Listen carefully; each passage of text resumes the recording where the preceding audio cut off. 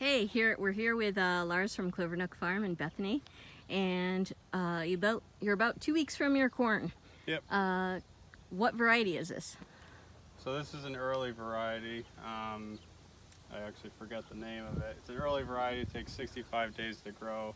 That's why it's a lot shorter than your typical sweet corn variety, and it's kind of a backbreaker to pick, but it's really your only option for early corn because it's able to germinate in colder soils and it does well in colder spring weather. So this is the first planting that should be ready in about 2 weeks.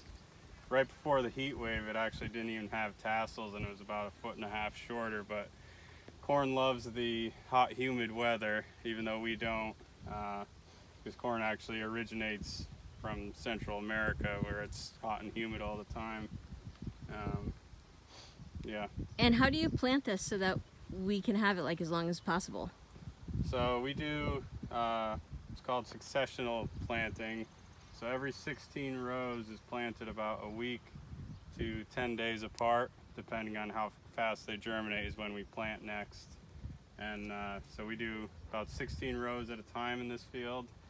And then it goes for, this is about 7 acres, this field. This is all yellow and white sweet corn.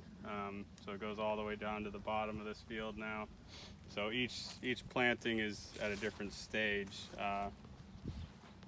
And then we plant our white corn as far away as we can. That way this doesn't accidentally pollinate it. Otherwise you'd end up with yellow kernels on your white sweet corn.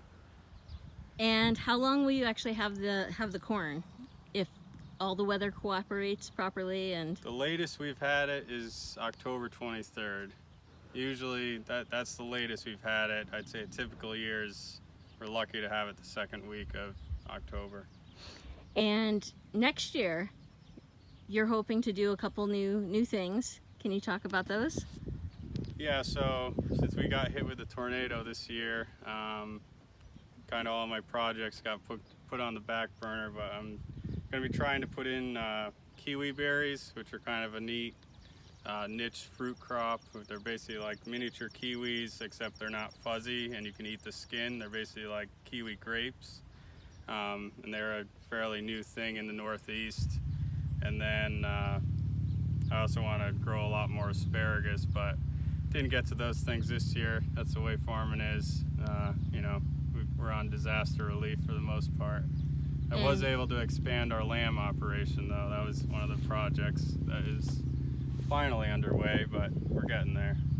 And are you guys almost like completely cleaned up, or is that going to take a long time for the tornado? We're getting there. The barn that came down, we've been doing the cleanup ourselves just because we want to pick through it and get all the tools out and anything else that's useful and save the old beams since they're worth money, and you know we want to use them for some things as well.